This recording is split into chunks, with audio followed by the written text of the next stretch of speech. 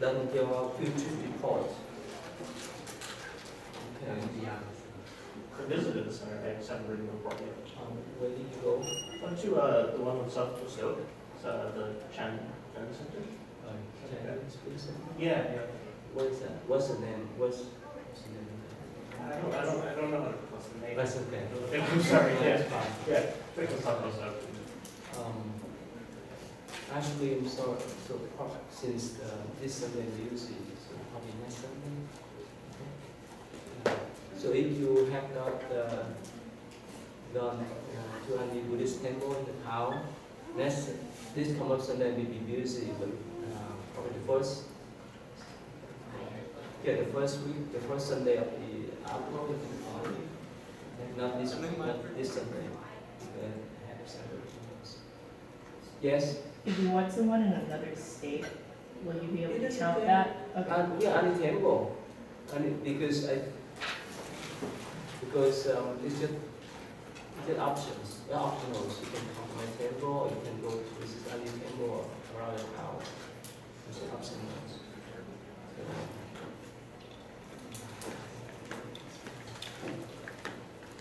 16.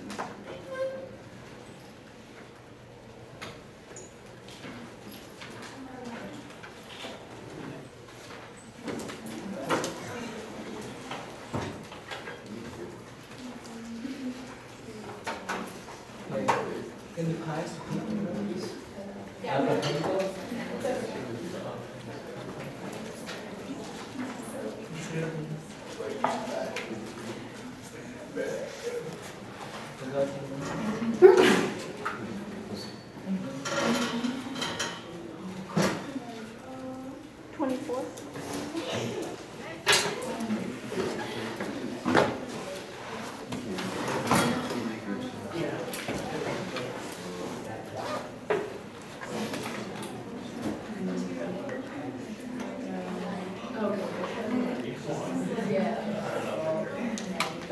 Okay, welcome back.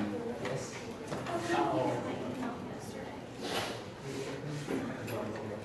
I was able to go on Sunday, and then I was checking online, looking at when the report was due, and it said it was due tomorrow. Yes. So don't worry.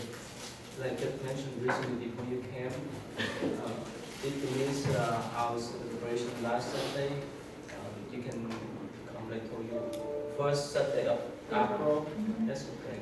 That's fine. Yeah. Because this Sunday, this coming Sunday, we do see without mentions. So who have gone to Buddhist center before already? Raise your hand. Oh, you did. Okay, most of you. Where did you go? Me? No, yeah. I went to yours. Of course, then I asked her. Oh, okay. You? Oh, I went to one called, Huh? let me look up the name. Already. I went to one called Fo Guang Shan Cheng Mei. Oh, big? Yeah. How about you? Where do you go? The Jewel Vietnam. You have special attention to or just normal? Just a normal. Okay. Alright, so there's the option. So, So the first week, yeah. end of the paper, what you do for us. Yeah, that's fine. Yeah. And, yes? On Turnitin, it says the field trip. On Turnitin, it says the field trip paper is due the 17th of December 2016. What's that? The due date on Turnitin shows December 17, 2016. So last semester. Oh, sorry, I will get sure. You do not, yes, That's probably my you have to take the first two. Yeah. Yeah, it's online. I think it's just on the scroll down for this. Alright, next semester I'm teaching this class. It's due 26th. Face to face is Buddhist meditation. Yeah.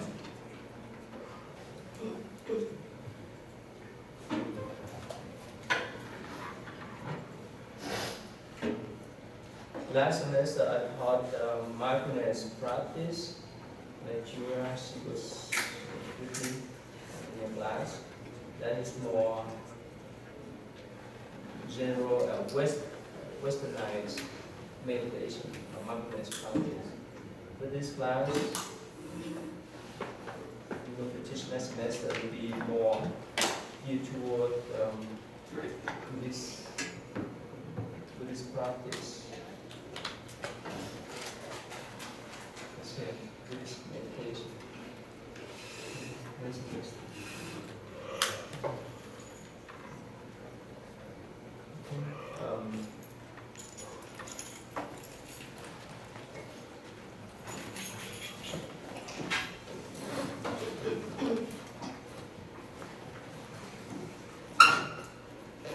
Okay, let's go back to our class then.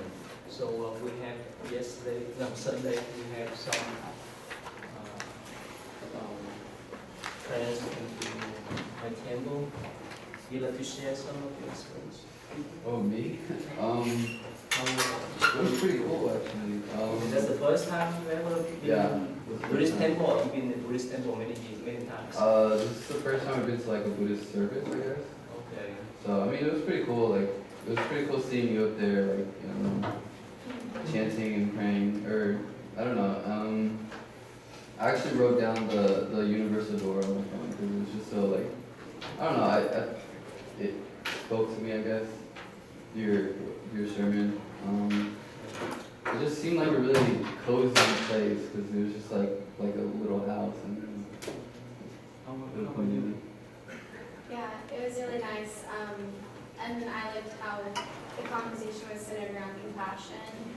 That was a nice thing to listen to. And the performances were really cool. It was really nice to see, like, Too long or short? no, it wasn't long. I knew what I was going into, so. So you've been in Buddhist temple many times, right? Yeah. How was that? Is that different? Yeah, it was different. How was it different? I'm sorry, I don't feel well, so. How are you?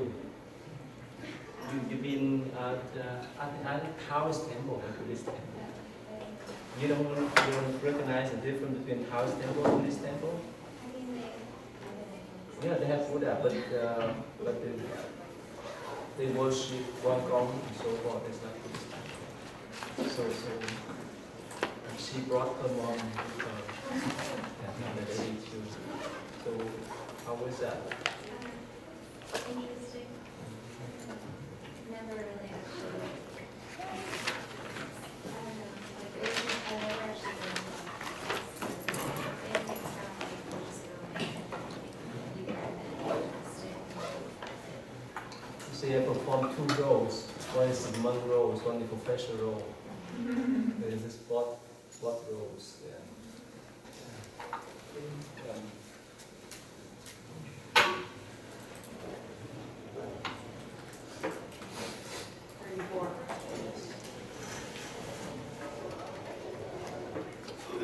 Okay, so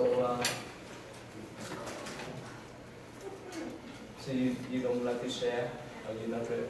I don't feel well. One thing different was the performance. I've never seen that in these stupas in Nepal. So I thought that was really cool. Yeah. Also performed by the children. It was really cute. We post that video clip on YouTube too. Okay, let's go back. The number? 18. 18?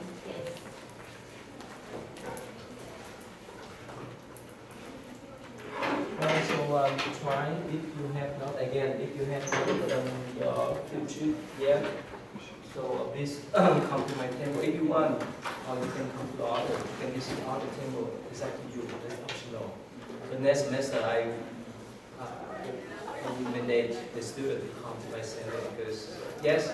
Do y'all do something every Sunday or what? No, that's only special celebration. But every Sunday we have the services, get not many people to come with it. throughout the years, we have only 4 or 5 special celebrations. But your services are held every Sunday It will be short. at 10. Yeah, yeah. Yes? Okay, That's so what you're. We missed this Sunday for you opening the chance for us to go to your temple. Yeah. We can go visit other Yeah. temples and write about it. Yeah, that's okay. That's like the other student, that's fine. This is optional. But it's probably hard because you guys had something special going on. Yeah. That's right. That's why I told you guys. This is a chance to write. Yes? I also had another question. Do y'all always do it in English and Vietnamese? Yeah. Most of the time they do it bilingual. It's still rare.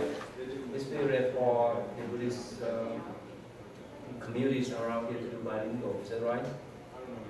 When you go to Vietnam, right? They don't do it bilingual, right? Vietnamese, that's all. Probably only me. Do you know of any temples like away from the sugar land that'll probably do it? I don't know. I'm not aware of that. Yes? there's a temple called the Jade Temple. It was over like in Southwest Houston, and they have an English interpreter there that holds services every Sunday. Oh, the bilingual too. Yes, they have. Yeah. Okay. This is your option then. Alright. Let's go on then. Okay, so if you want to come to my center, so please wait until the first week later. So the 1st of April, you're talking about the Sunday? Yes, that's it. Yeah, on the calendar, it's the 1st of April, I'm sorry, 2nd of April is the first Sunday. Yeah, the first Sunday, what day is it? April Oh, 2nd, it's the 2nd of April, April 2nd. Everything. Yeah, Yeah, if you want to come, otherwise you can visit Yeah. and it But center. our food trip papers are due. That's okay, no problem. so what he's saying is, if you have not gone, go by April 2nd. Anytime between now and April 2nd, will be fabulous, Or and so then you that can would go be to other great. center, that's fine. Yeah. That's fine. Yeah, and then that, well, he's, everybody, I walked in and somebody else walked in, and everybody's asking the same question, so I think he's just like, Sorry. no, you're fine. All right, so let's move on then, okay? So, please remember, by the end of this month, you need to submit your idol, outline, and so forth for the final paper. Yes, please. Abstract, title, abstract, outline, and conclusion. Yes? Is it too late to pull out for presentation? You want to? That's okay. If you want to have another lady, she just give up, that's okay. Whoever wants. That's right. So for, if you are doing a presentation, you still want us to do the abstract and the PDF, okay. Yeah. So you want to draw? Because some students, they like to do presentation, right? Well, if somebody wants to take it, they can. That's what he's saying. Your number? 31. You come a little bit late. Huh? You come a little bit late. So can you tell them about your experience at our center last Sunday? With your mom, right? Your parents? Yeah, my parents. Yeah. Like how I felt, or like how I. How you feel? How you feel? Well, I mean, I'm Buddhist, so I go to like temples like every now and then, so it wasn't like anything new. But it was still cool to like reconnect with like my religion and practices. We did service in bilingual. It's a strength for you. When you go to the other temple, they don't do bilingual, right? Yeah, but I mean, it helped because like I don't understand all of it in Vietnamese. So like in English, I could understand more, but it's kind of like weird. It's like English. Yeah. We miss you too. Last time you forgot your wallet, remember? Oh yeah. I was pretty disappointed. I was looking forward to going, but I was out of town and like I live kind of far, so like I got kind of caught up with the whole thing that was going over there. But apparently you're gonna have like another one of those little festivals. No, it's over. This is we have it on after this semester done. It's 24th of May. That's a special celebration, the Buddha birthday celebration. But after this semester done, so Yes. But apparently, we have until April 2nd to go visit another center or something. Yeah, if you, Would it be possible after for me? that, you can come to your place. Can I just go to your temple again? Yeah. All right, cool. All right, let's move on. So please be ready. We have only 1 month and a half, right? For this semester. Again, who want to withdraw from your presentation? Let other people know soon, so that they can be prepared. All right. Okay, let's go back to class. Okay, here last time we stopped somewhere. We stopped some here, right? Generosity. Have you done this? Talk about this generosity? Well, I don't know, because I had the meeting and I was in town, but I can talk about it if we need to. Yeah, quickly. Yeah, quickly. So, I don't have my paper in front of me, but I believe one of them only deals with primarily giving like the alms to the monks, and the other one doesn't. They do more. Like there's like flowers and incense and music, and there's different ways of giving. Like generosity is called, is it dana? Yeah, definitely. Dana, which is kind of another foundation of Buddhism, is the act of giving freely. Yeah. Because you gain merit through your generosity and through your giving. Yeah. But obviously there's some stipulations with that, because people may want to give in order to gain, but that's not the purpose within Buddhism. And so in order to kind of circumvent that, they discussed in the book, trainer discussed in the book about the joy of giving. So like, and you don't even have to have a lot to give. They said that there is, for people who don't have much, the act of being happy for someone else getting something, or for someone else's benefit. Like if I was happy because something good happened to her, then I would gain merit because I'm just happy that you got something. I don't have to be jealous of you. I was happy for you. Yes. People can give things that are not like material, like giving compliments or love or something. So like if someone's like poor and has something, you can give them love or compliments or help someone or something. It doesn't have to be material. Money, and so forth, is one part of giving. In later on, when we study more, we have to call dana. First one is what we call the sixth parameter, or the sixth professions. We learn about that before. The sixth professions.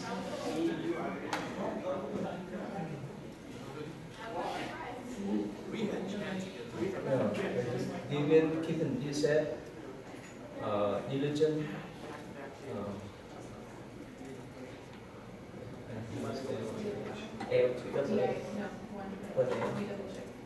diligent, right? Right? Patient.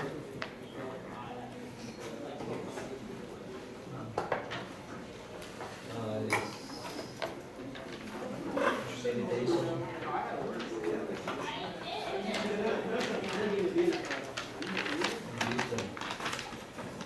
Actually, here, when we talk about dana, giving is universal in animation. It's understandable for everyone, right? You don't need to give money. You can give anything, comfort, advice, and so forth. Friendship. And so forth. Your care, that's what you're giving to. These are what we call six profession. And there's a lot of philosophy behind this kind of given, but I think I like much for this. Alright, so yeah, please pass the people around. And the next one, let me go. We will go with Christian side in India.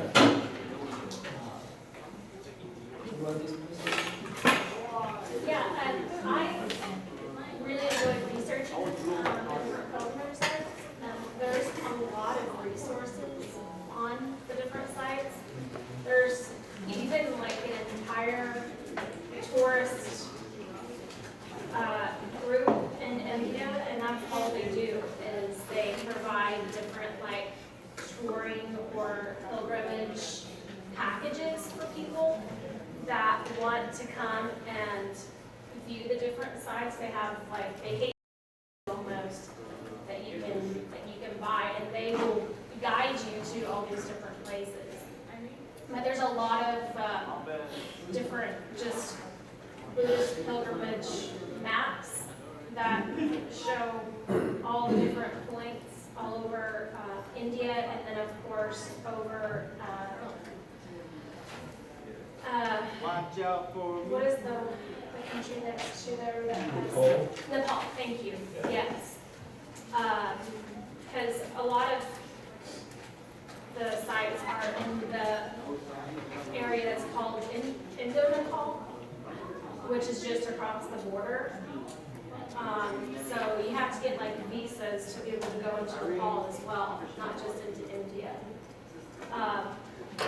But I thought it'd be really neat to do it like in order of his existence and the chronological order of seeing like where he was born, where he was raised, and then just following from there in the different areas. Joseph, let me say something. Oh, yeah. I mean, as she said, there's a lot in India, because that's where the Buddha You been there? I'm sorry? You been there? No. Because the Buddha himself was born and raised there. So some of the ones that I noted down were the Bodh Gaya, which is where the Buddha achieved enlightenment. And today even lots of people visit there. And they believe that the Bodhi tree that's there today is the offspring of the tree under which Buddha received enlightenment. Another pilgrim site in India is called Sarnath, and it's important. It's an important pilgrimage site, because that is where the Buddha gave his first sermon, and he also decreed it as one of the 4 holy places. And a third site is named Sravasti. And this one's a holy site because after the Buddha achieved enlightenment, he spent about 25 years of his life in the local monastery there. I think in our life, you may recognize some kind of energy wherever you go. When you go to the school, the energy is quite different from shopping center, right? When you visit your friends, whatever friends you have, then we have different energy, right? And when you visit the churches, the temples, the energy is quite different. So it depend on the activities at that location, right? So if you visit Times Square, have you been there before? It's quite different, right? Especially on the street, it's busy and so forth, so many people. So especially for this, for holy places, in India, it's quite different when you go there. You could feel that, I don't know, for me as a Buddhist monk, when I first came to Bodh Gaya, it's quite different. It's like, it's indescribable. It's enhanced their spiritual life tremendously. It helps you to have that kind of connection with that tradition. And of course, if you're Christian or Catholic, if you visit any Christian holy places, I think you could fulfill that too. Yeah, so this is, especially these are the place that the Buddha would as if the Buddha was born, right, in Lumini, right, and the Buddha achieved enlightenment here and gave the first sermon and passed away here. So these are the areas. He didn't walk to Delhi, no, too far. So he walk around this place, this part. That is along Ganges River, and I think here. So most of you recognize it. So this area we walk around. See that this portion here. That's the area we walk around to give the teaching. This lifetime. Yes? I was going to say, I also thought it was really cool that on several of the sites that I looked at, they said that the local temples will actually provide a place for you to stay. That if you go there, they will let you stay there with them, which I thought was really fascinating. Yeah. They really encourage and want people to come and visit. Actually, I was there too. I stayed in the temple and went to Bodhigaya. That's where Buddha got into. That's where Buddha attended. This one is, I haven't been here yet. This is the Nepal. When they went there, just went to Bodhigaya. This is Lumpini from Nepal. And this I think we show this before, right? Ashika, Tiva. Yeah, because that's what they were saying, that like really in the beginning there's not a whole lot except for just the pillar that Saka. That's why I'm here. Right? This is so holy that it's indescribable when you go there. Because that's the place where the attend enlightenment. Again, this is dependent on the only spiritual experience.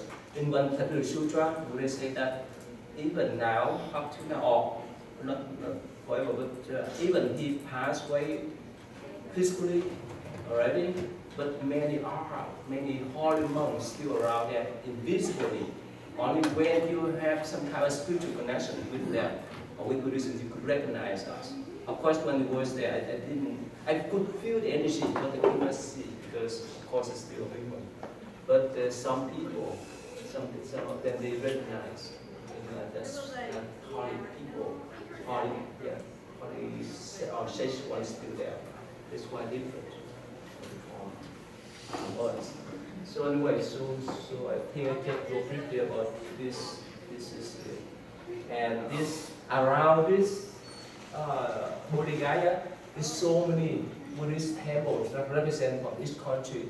Like China, they have 2 or 3 Chinese temples, Vietnamese, Tibetan, Nepalese, and so forth. Almost every Buddhist country has one temple built around this place. That's why when you say, if you're Chinese, you can stay at the Chinese temple. If you're Tibetan, you can stay at the Tibetan temple and so forth. But people accept that you can stay everywhere you want to. That temple was huge. Yeah. And every year they have what they call the sutra recitation. Remember I told you they decide orally. That's why almost every denominations Buddhist set come there to decide Buddhist sutra again. It's so holy. This is the main here. And this is from the place the sit where the Buddha sat to attend enlightenment. And he says, according to the sutra, he said that no God or spirit could fly above, could fly across this seat because this is holy. It's holy Buddha, where the Buddha attended enlightenment. And especially if you go there during the fall or the winter, this is pretty cool there. It's very so you see a lot of people come from millions of people. This one here, and they make it sit. The story, remember the story from this Naga that called him? And this is the place where they bow, right? They have the boar, the wood boar, and bow down around the trees. So, and this is the place where he first gave the teaching, silent. This is the place here. I really like this cozy. I really like this statue. Every the mudra has different meanings. You know the mudra? So that's the mudra of teaching. Okay, and the places where the place he entered Nirvana, we make huge place, huge statue. Okay, so let's move on to the next one in China. You want to say something in China? Sam? Oh, okay, so what I wrote about was the four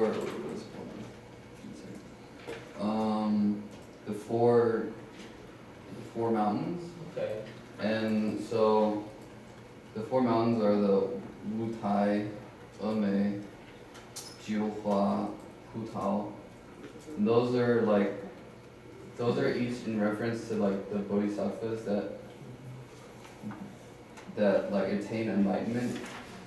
Every single mountain represents like four bodhisattvas, I guess. Did you want me to describe every single mountain?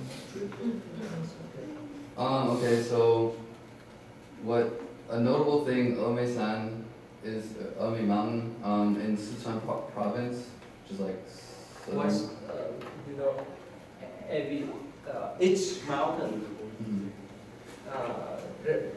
was decided by one particular bodhisattva. So Obi mountain was decided by, you know, which bodhisattva?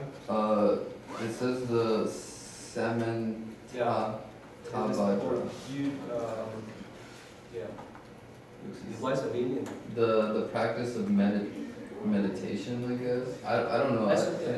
Let us go briefly because about Newton, you want to say something about this?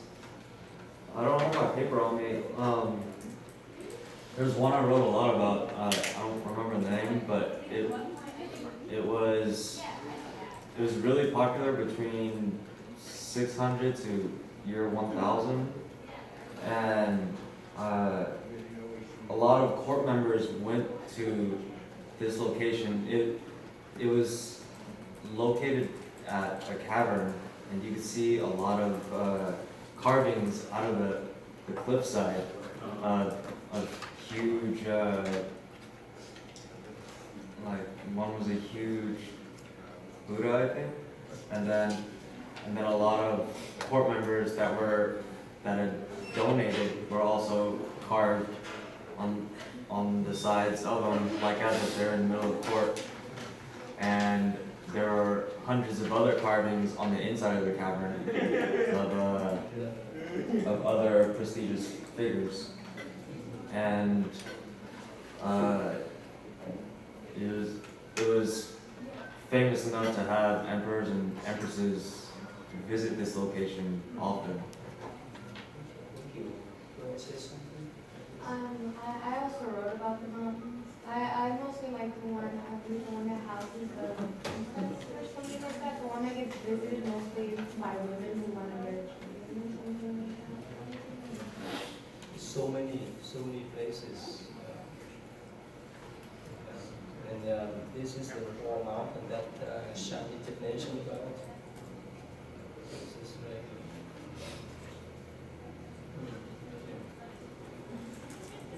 No one has visited China before? Anyone of you?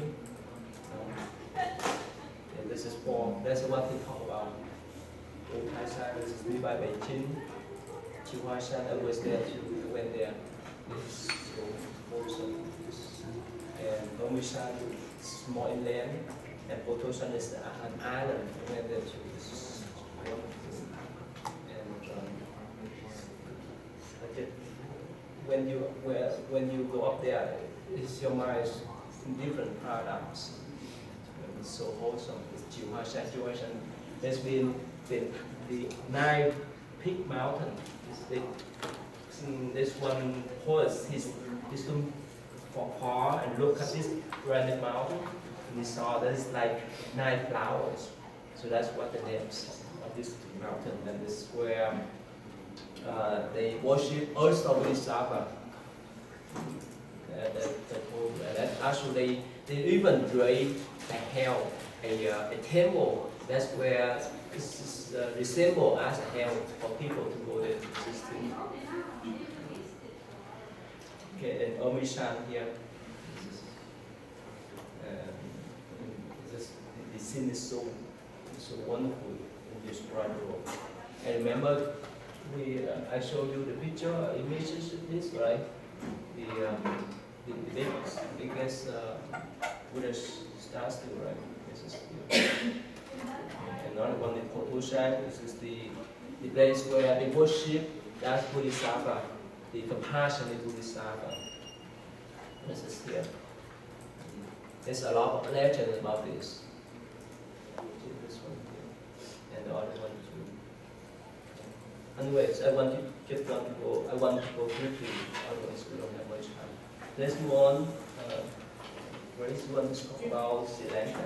Yes, I don't remember too much being a few weeks ago, but I do remember a few sects in particular. One of them was, there's actually a lot of different things in Sri Lanka, but one that I remember is Temple of the Tooth, which is where they actually, like, from the Buddha's funeral pyre, they actually took one of his teeth and like smuggled it in to Sri Lanka, and they have like a large shrine that has the tooth actually, and a lot of people come from all over the world to see it.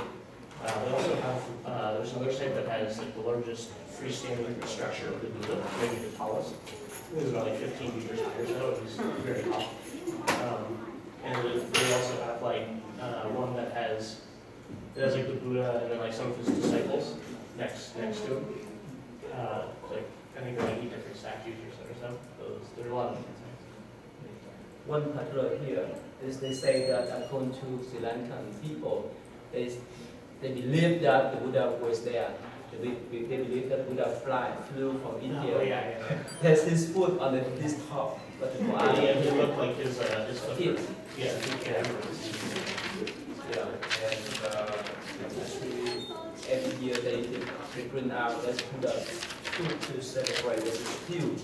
It's one of the most important celebration in Sri Lanka. It's really wonderful, right? All right, so let me go quickly with us. All right, how about Vietnam? Juan, you want to say something? Yeah, well, have you been back to Vietnam before? Huh? Have I been back to Vietnam? I've been there once when I was like in middle school. Remember?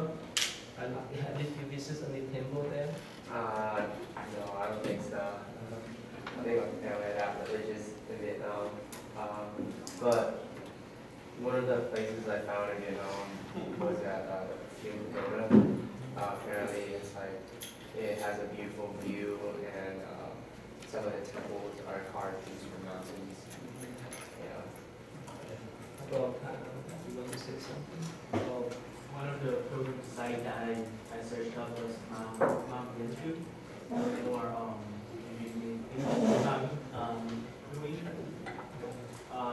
it's located like in the north Vietnam, here in Hanoi. And it was actually founded in 1299 by King Tam. And he was actually a king, but then he did resign. So he found that place on top of the mountain. So he built a temple there, so where he can stay and practice. Have you been at the Buddhist temple beside Vietnam? Where? Which one?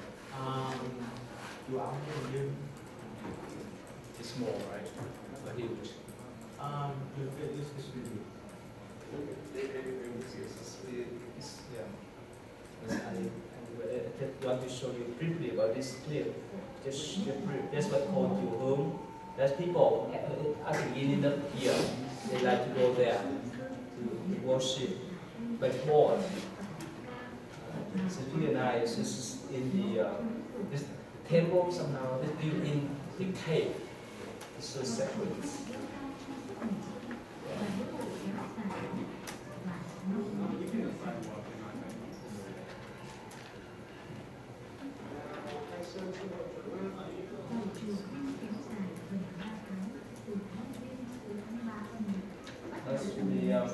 These are the places. These are the sacred places around Vietnam. See this here? It's around Vietnam. This is so many places, big and small, especially on the north. We don't have no time to search more. Alright, so Let's move on to the next one. Thailand, you want to say something? In Thailand, they have two large temples. One is the Emerald Buddha Temple, and they say it's like a big tourism site. So a lot of people that visit Thailand like to go there. And they have another one, the Great Relic Temple, and it's made up of about 200 temples within it and assembly halls. So it's another big tourism site there as well. So those are the main, the two big ones. Okay. You want to say something?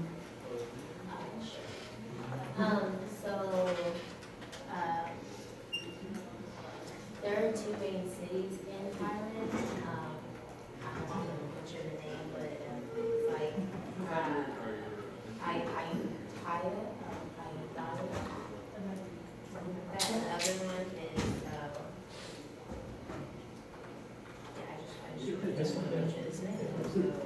It's the old city of Thai. I'll just talk about that. Yeah, that. So that has two main monasteries, and but it's the Wat Mai Thai and the Wat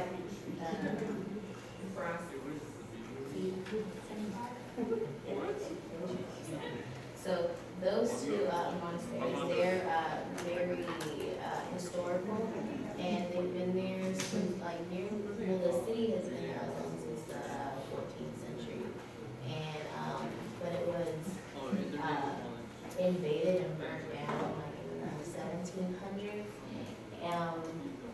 But before it was burnt down, the royal families and kings used those monasteries to make their offerings to the gods and pray for the welfare of their country. And they had a lot of Buddha images constructed around those temples. They're very motivated. Okay, so most of you, if you're Buddhist, right, when you go to temple, you bring anything with you? Flower, fruit, like your parents, or sometimes your parents bring food too, right? You share, you offer to Buddha, so on and so forth, right? But if you're Christian or Catholic, when you go to the church, what do? You bring anything? Huh? Depends on the day. Well, at least in mine, sometimes we're not giving food to the priest. But we bring food at my church for communal time afterwards. So we get together, kind of, but not like hot foods, more like finger foods to come together in the community. But we do give money, yes, to the church. But tithing. one thing is, I don't know whether you recognize or not. Most Buddhist temple will have donation box. We don't pass around the basket like the Christian and Catholic. You know why? We talk about that, right? You shouldn't feel pressure. This is it's up to you. If you want to support, this is your. When so it depends on how you function. But you get used to that in that kind of traditions. But in this Buddhist view, whichever way you do, whichever thing you do, it should be based upon volunteer work, not by pressure or whatever. Donation or meditation, whatever. Because when you do by yourself, you enjoy it. If you have some pressure from your friends or whoever, yeah, you may fall with them, you may go along with them, but later on you may feel some kind of anxiety and whichever. So this is one of the big statue on the mountain. Since we don't have much time, I want to skip this. Okay, let's go to Burma. Yes, please. One of the main ones is the Golden Rock. There's a golden rock that looks like it can fall off the cliff at any moment, but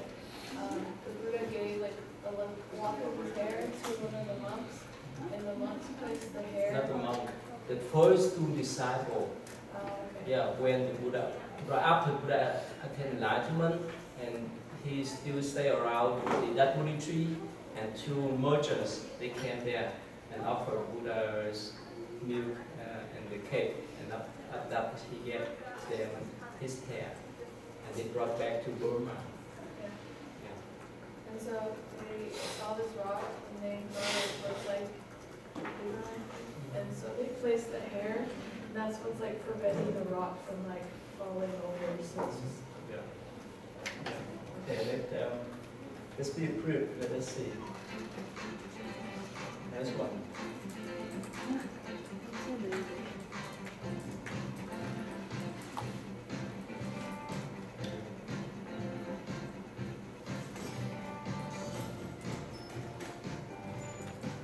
Right here. That's what she's talking about.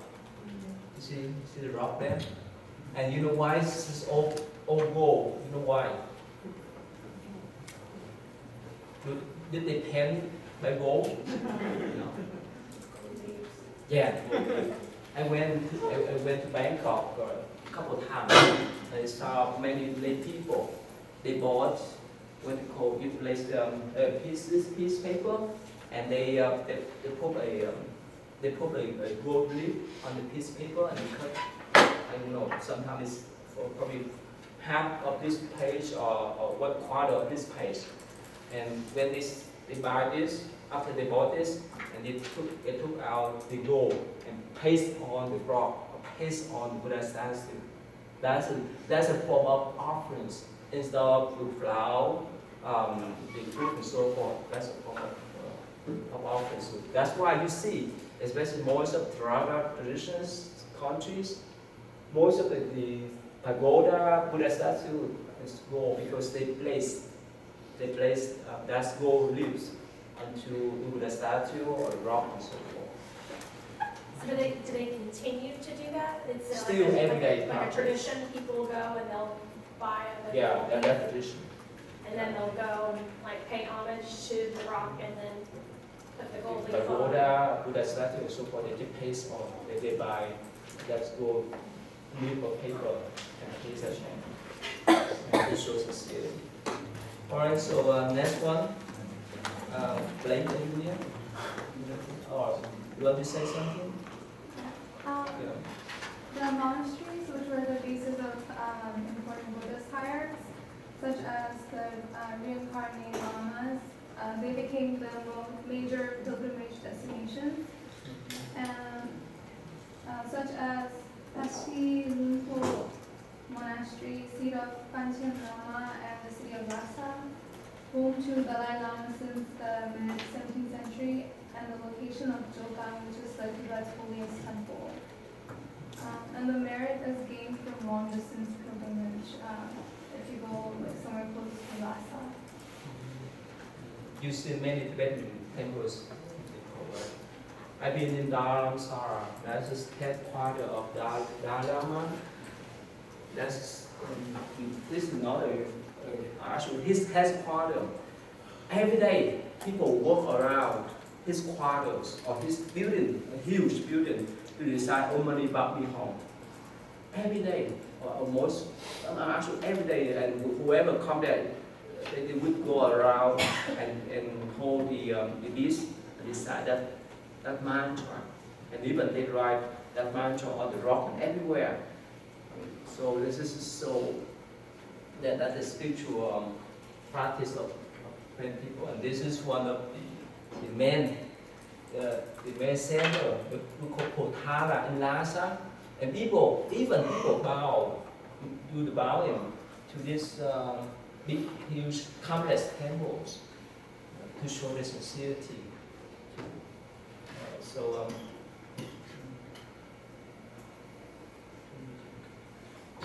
Let me show you briefly, only 1 minute.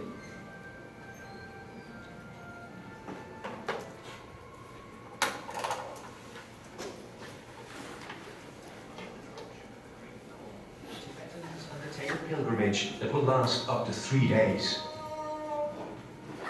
The pilgrimage is performed not simply by reaching the sacred location, but also through the act of prostration, the best way to demonstrate fervor and prostration consists of first clapping one's hands above the head, then touching the forehead and heart, then bowing, and finally lying down on the floor with arms outstretched. The journey ends at the monastery of Leh, the ancient capital of the kingdom of Ladakh in the Himalayas.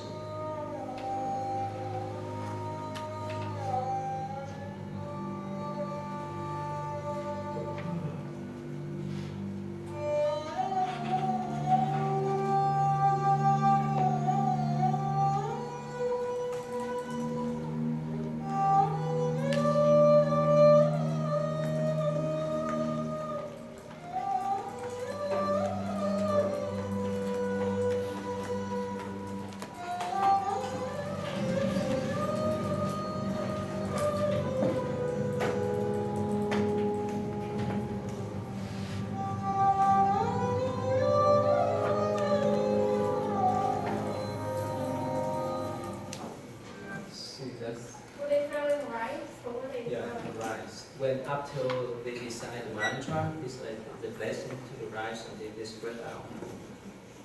And if you invite them monks to the temples, to your house, sometimes you have to sweep the rice after that. Because after that, that's the way they do the blessing to the house. But most of the time they spread the water, they sprinkle the water. Alright, so let's move on to the last one. Oh, not the last one. Claudia, you want to say something about Buddhist standard in Europe? You find out anything? Not really. It's here, it's like, but I did find the Buddhist temple.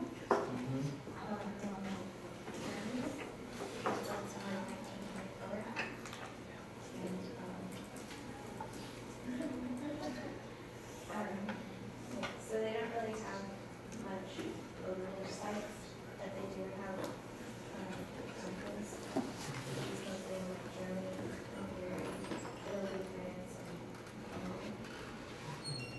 Yes, right now they have some temple. Are you the next one? What's the name? You here? Are you here? I really didn't find anything. Huh? I really didn't find anything. Right here, there's a list here. This is a list here. We couldn't use Wikipedia. I thought we couldn't use Wikipedia. No, you don't understand my point. For general information, that's okay. But when you write the paper, don't use that. Understand that? Like research paper? For research paper. It's not good for research. For general information, but not for writing. So we can use it for our reading responses? No. Just use for information. Actually, you can let me explain to you. You can use this one, but you can go to find the proper sources. Yeah. Because sometimes this isn't reliable. You know, understand that? And a bit tricky, right? Yeah. Because as a student, you need, if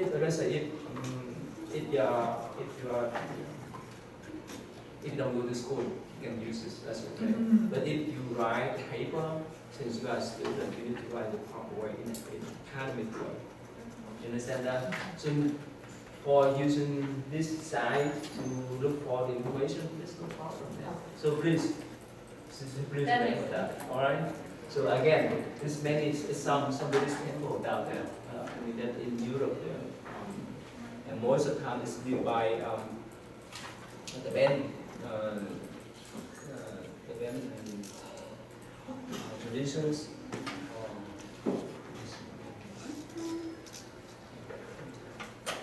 Oh, this is one of the temple in.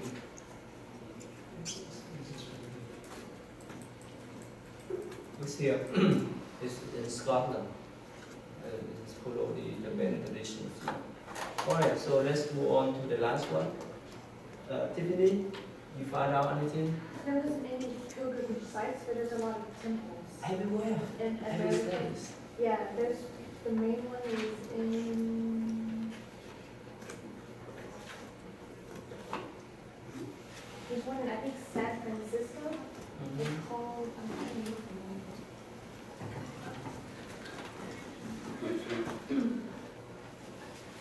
Where's The it? Zhangzi, Huh? Hua Zhangzi, Oh, okay. and then there's another one.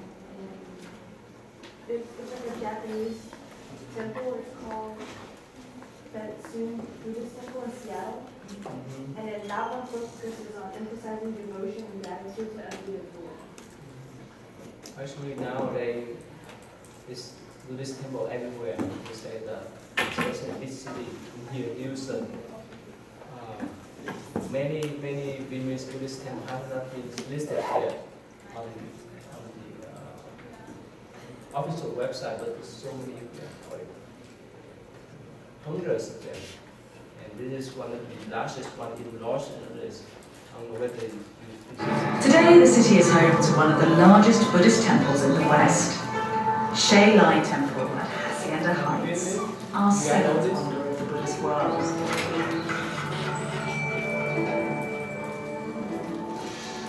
Here I'm going to try to understand what has to be the most important Buddhist concept, the ultimate goal for Buddhists, Nirvana.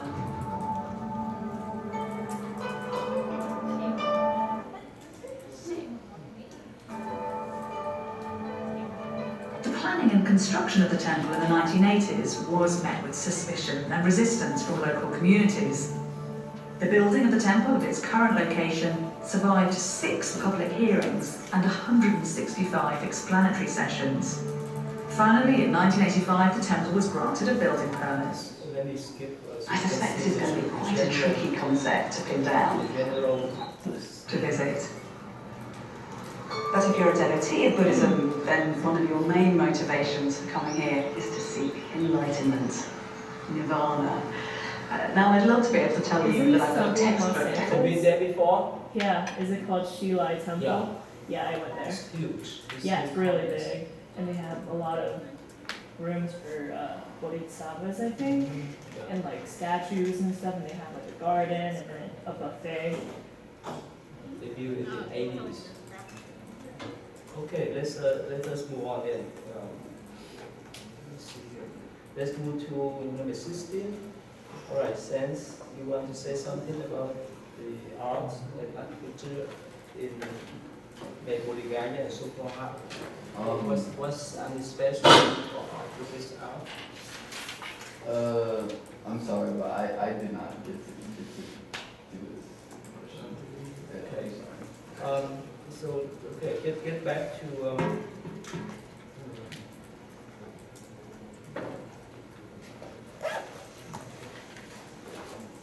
again when we it's typical, right? It's typical because they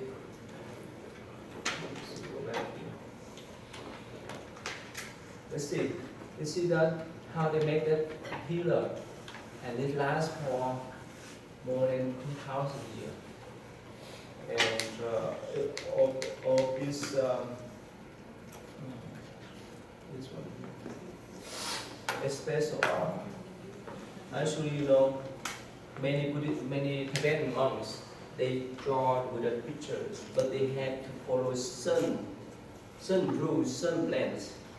Symptomatically, this is quite different from the way we draw ourselves. And even when they want to construct any temple, they have to follow sun rules, certain schematic plan too. Like when you build a church, right? You have to put the cross on the top and so forth. And so every structure has different. Unless you are architectural engineer, are you here? No. You would learn about that kind of special schematic plan. Anyways, all right. Let me skip with that. Okay. Skip for that and then move on this one here. Describe the Buddhist and monk in India.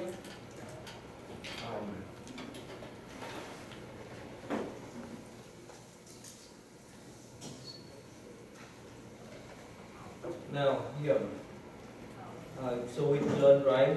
Buddhism start with the Buddha, and it was spread by Ashoka. Remember that, right? This is the place we know that, right? And this is during the Buddha times. Most of them support the Buddha mission. And this is the place where he get a mission. And this is during Ashoka. This is the forest. This is the first, second, and third Buddhist council. And this place during the Ashoka.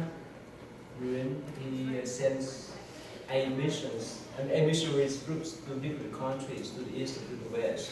That's just so helpful because without him, people could not know much about Buddhism because it's still on northern part of India. That's here. That's because of his effort. Remember, we started about his life, right? He turned from the cruel king to the good king. That's his emperor, and that's where he grew. And the next one is it's related to what we call the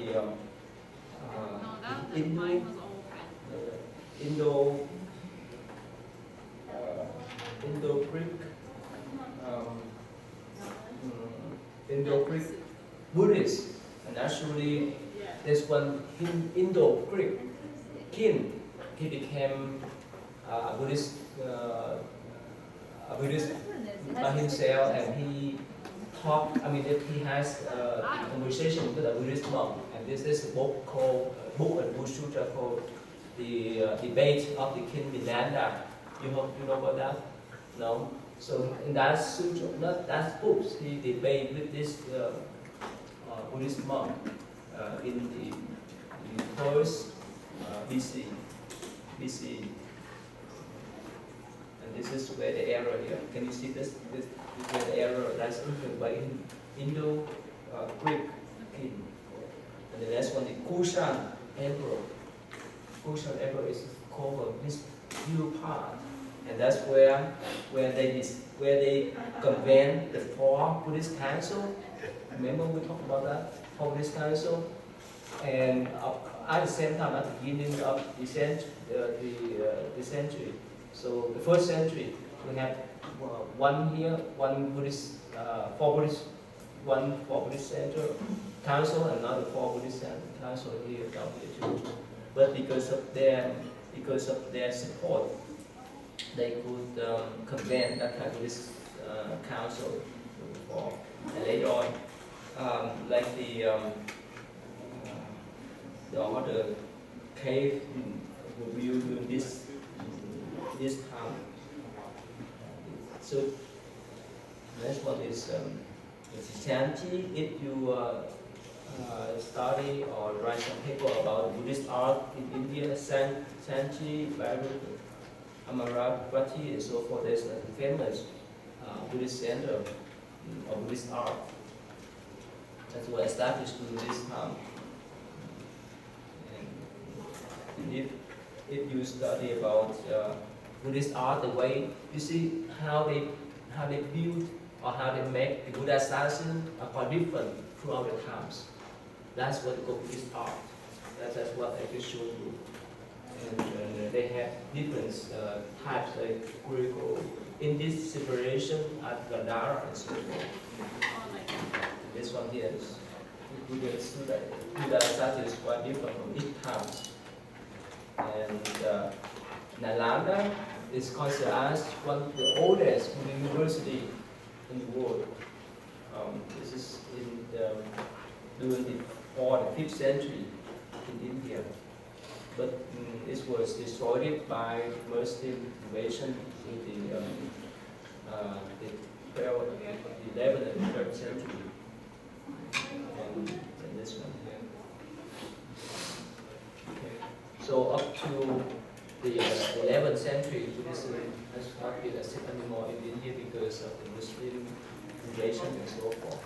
Alright, so that's the general information. Alright, the next one, Jessica, you want to talk briefly about this? So, at that time, it was mostly seen in the Han Dynasty, and I mostly wrote about the Silk Road and the China Road. So, the Silk Road was marked by the, I don't know, but they taught people Buddhism, and by travel and by way of travel. And the Chama Way, which was marked by the China Dynasty, which was something about taking away the Buddhism and then having people help bring it back again.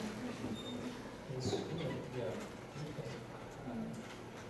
How about the condition of Chinese Buddhism now in China? You learned about that? How was that? I just heard that it was Mahayana Buddhism now, and that's pretty much all I know. Okay. Right. Are you here, Laura? You want to say something?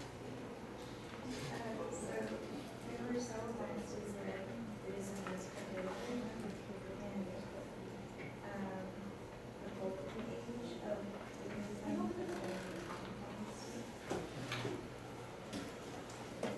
Okay, that's all. Okay, here is when Buddhism spread to China. It's really interesting. Can you see this? China starts from small area here and it spread. This is okay. Here, Buddhism spread to China in two ways. One is what they call the Silk Road, right? By foot. But another way is by what they call maritime. And that's why somehow this family we got first Indian missionaries in the 1st and 2nd century. But this is the way where how Buddhism spread to China. And it starts with the king. What do you call it? This is the spread. This is spread of Buddhism from India to China, from China to Japan and Korea. It starts with the with the Han Dynasty. You see what they call Beima, basically the White Horse Temple.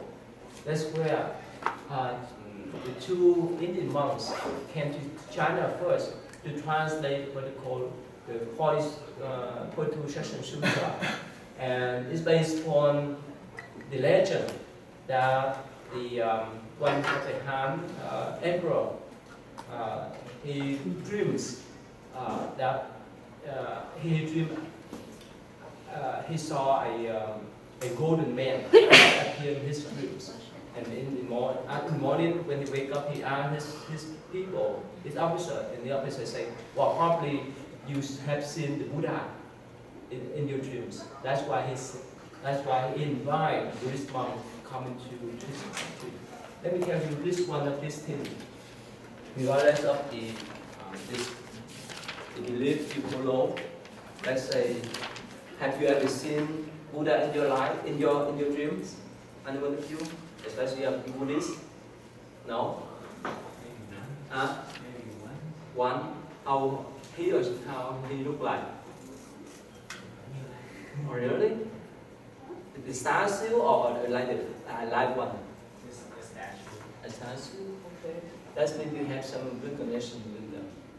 Yeah. Even if you're Christian and Catholic, if you in your dream you see Jesus Christ, you have that connection with him too. Because remember, we talk about the eight consciousness. Remember that? Whichever information, whichever image, sound, and so forth, we have seen, we have test, and we have encounter, we saw that. So when we're sleeping, our five organs, right? The eyes, ears, nose, tongue. This is like the door. We close everything. But the eye contrast is working. That's why we see ourselves in different realms. You understand that? So if you have certain spiritual connection with Buddha, Bodhisattva, or whoever, you have that connection in your past. And in Buddhist view, that's your blessing. Otherwise, sometimes, let's say, during the day you watch a scary movie, in your dream it will be nightmare. Is that right? This imprint in your mind, it's in your consciousness. And that's why for this emperor, he saw that. And let's talk about temple with you. And you see, remember in the past, they walk by foot to the Sea Road there. And the Three Kingdoms. And actually, I wrote my dissertation about him. Conscious Point.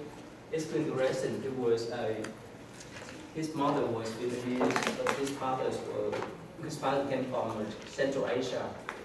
His father came there to do business and got married with his mom. And somehow, when he went to Nepal, at that time, they didn't know anything about Buddhism. So, but somehow they believe in what we call superstition. So the emperor asked him, well, we have 1,000 here, we have Confucianism here, why do we need Buddhism more? Why would we need Buddhism? So of course this monk, he tried to convince the king that the emperor that the Buddha taught the precept, the discipline, and so forth and so forth. And so the king said, that's nonsense, I don't believe that. Show me something so that I can believe you. And this monk said, okay, if you want, I can pray for the Buddha's credit. And okay, so the emperor said, okay, if you think you can pray for the Buddha read it, right? If you can pray for it, I allow you to establish a temple here, otherwise I chop off the head. Yes, the first week he prayed sincerely, but there's no response. Second week, he asked for extension for second week, and no response. The third week, he got some response, some sarira. And red appear on the base, and from that time on, that emperor allowed him to build the temple. And that's this is the scene where he and his disciple to pray for the Buddha read. And again, in Buddhism, that is the mind. If you're sincere, you may receive some kind of miracles, regardless of the tradition you follow. And that's happened in the past, because in the past, people didn't care much about the theories, principles, and so forth. They didn't care about miracles, right? All right, so let me stop here so that I can let you go early, okay? So please, if you have not